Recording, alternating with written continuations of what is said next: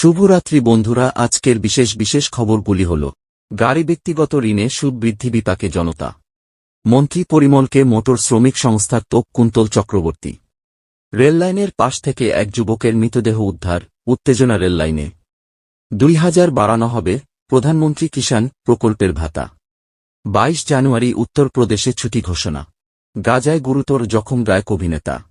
তাহলে বিস্তারিত খবরে যাবার আগে ভিডিওটিকে লাইক করে চ্যানেলটি সাবস্ক্রাইব করে রাখবেন। 5 লক্ষ কোটি ডলারের অর্থনীতির স্বপ্ন, 2047 সালের জন্য প্ল্যানিং, আর ভোটের মুখে উন্নতির শিখরে দেশ। এই প্রচার সর্বস্ব রাজনীতি যদি প্রদীপের আলো হয়, তাহলে তার নিচের অন্ধকার। আর একটি গুরুত্বপূর্ণ তথ্য: ব্যাংকগুলির হাতে নগদের যোগান নেই। তার কারণ, কেন্দ্রে উৎসাহের চোটে ঋণ দেওয়ার প্রবণতা বাড়িয়ে ফেলেছে ব্যাংকগুলি, অথচ সেই অনুপাতে ডিপোজিট হচ্ছে না। ফলে চাপ বাড়ছে আর্থিক প্রতিষ্ঠানগুলির। আর এই চাপের মাসুল কে গুনবে? উত্তর একটাই: আম জনতা। ঠিক এই কারণে চুপিসারে গাড়ি ও ব্যক্তিগত ঋণে সুদের হার বাড়াতে শুরু করে দিয়েছে ব্যাংকগুলি। ফেব্রুয়ারি মাস থেকে কিন্তু রেট, অর্থাৎ যে সুদের হারে ব্যাংকগুলিকে আরবিআই ঋণ দেয়, সেই হার বাড়ানো হয়নি। তা সত্ত্বেও স্রেফ চাপ সামাল দিতে marginal cost of lending rate MCLR বাড়িয়ে দিয়েছে ব্যাংকগুলি।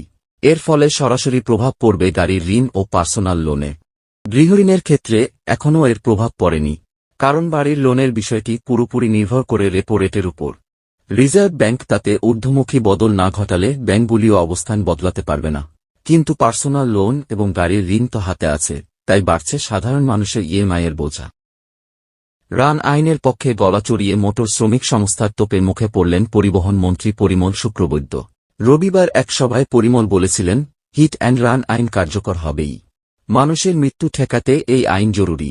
হিট অ্যান্ড রান আইনের বিরোধিতায় বাস, ট্রাক চালকদের আন্দোলনকে কটাক্ষ করে পরিমল বলেন, রাজপথে দুর্ঘটনায় মৃত 3151 জনের জীবন ফিরিয়ে দিতে পারবেন কি চালকরা?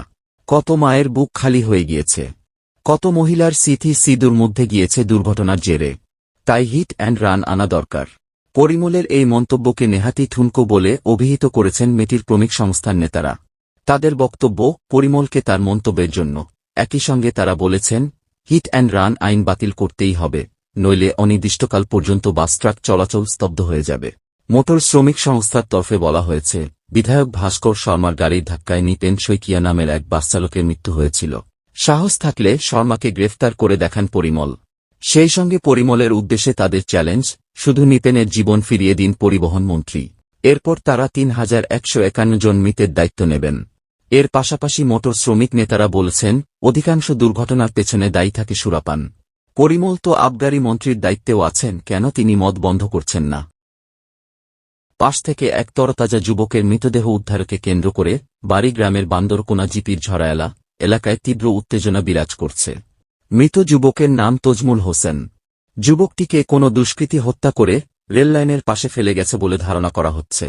সোমবার সকালে বাড়িগ্রাম দুর্লভছড়া রেল লাইনের পাশে মুখ বাঁধা অবস্থায় মৃতদেহটি দেখতে পান স্থানীয়রা। মৃত যুবকটি পেশায় রাজমিস্ত্রির সহযোগী ছিলেন। নাগাল্যান্ডের ডিমাপুরে তিনি দীর্ঘদিন ধরে অবস্থান করছিলেন। সম্প্রতি বাড়িতে এসে রবিবার বিকালে তিনি ফের ডিমাপুরের উদ্দেশ্যে রওনা দেন। তজমুলের মৃতদেহ যে স্থান থেকে উদ্ধার হয়েছে তার পাশে রয়েছে বৈদ্যনাথপুর গ্রাম। সেখানে রয়েছে তজমুলের শ্বশুরবাড়ি। প্রায় 1 মাস ধরে তজমুলের সঙ্গে তার শ্বশুরবাড়ির লোকদের ঝগড়া চলছিল। এমনকি তার স্ত্রী সন্তানরা শ্বশুরবাড়িতে ছিল। এ নিয়ে তাদের মধ্যে মামলাও হয়। তাই এ কাণ্ডে শ্বশুরবাড়ির লোকদের হাত থাকতে পারে বলে মৃতের পরিবারের ধারণা। কেননা তজমুল ডিমাপুরে যাওয়ার আগে শ্বশুরবাড়িতে উঠেছিলেন। সোমবার সকালে মৃতদেহের মুখ গামছা দিয়ে বাঁধা অবস্থায় উদ্ধার হয় ঝরায়ালা এলাকা থেকে। মৃতের শরীরে আঘাতের চিহ্নসহ পাশে একটি হ্যান্ডব্যাগও উদ্ধার হয়। পরে খবর পেয়ে করিমগঞ্জের অতিরিক্ত পুলিশ সুপার প্রতাপ দাস ও রেল পুলিশের ওসি হেমন্ত বড়ুয়া সহ পাথারকান্দি থানার পুলিশের একটি দল তদন্তে নেমে মৃতদেহ উদ্ধার করে ময়না তদন্তের জন্য জেলা সদর হাসপাতালে প্রেরণ করে। এ কাণ্ডে এখন পর্যন্ত কোনো ব্যক্তিকে অ্যারেস্ট করার খবর পাওয়া যায়নি।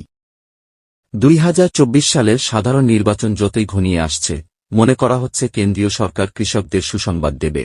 খবর আসছে যে প্রধানমন্ত্রী কিষাণ সম্মান নিধি প্রকল্পের অধীনে দেওয়া সহায়তা আরও 2000 টাকা বাড়ানো হবে। এমনটা হলে বর্তমান 6000 টাকা বেড়ে দাঁড়াবে 8000 টাকা। এখন খবর পাওয়া গেছে যে কেন্দ্রীয় সরকার এই বছরের ফেব্রুয়ারি থেকে মার্চের মধ্যে 16তম কিস্তির সাহায্য ছাড়ার প্রস্তুতি নিচ্ছে। 22 জানুয়ারি অযোধ্যায় রাম লাল্লার প্রাণ প্রতিষ্ঠার দিন উত্তরপ্রদেশের সমস্ত শিক্ষা প্রতিষ্ঠান বন্ধ থাকবে। এমনটাই ঘোষণা করেছেন রাজ্যের মুখ্যমন্ত্রী যোগী আদিত্যনাথ। তিনি বলেন, প্রাণ প্রতিষ্ঠা কর্মসূচির কারণে 22 জানুয়ারি স্কুল কলেজ বন্ধ থাকবে। এদিন গোটা রাজ্যে কোনো মদ বিক্রি হবে না। এছাড়া রাজ্য জুড়ে সরকারি ভবনগুলো সাজানো হবে। ইসরায়েলি সেনার অভিযানে গাজায় গুরুতর জখম হলেন গায়ক অভিনেতা ইদান আমেদি। তিনি সরকারের ডাকে সাড়া দিয়ে যোগ দিয়েছিলেন সেনাবাহিনীতে। গাজায় অভিযান চালানোর সময় গুরুতর জখমের কথা স্বীকার ইসরায়েলের। জানা গিয়েছে, দুই পক্ষের মধ্যে গুলি চলার সময় গুরুতর জখম হন অভিনেতা ইদান আমেদি।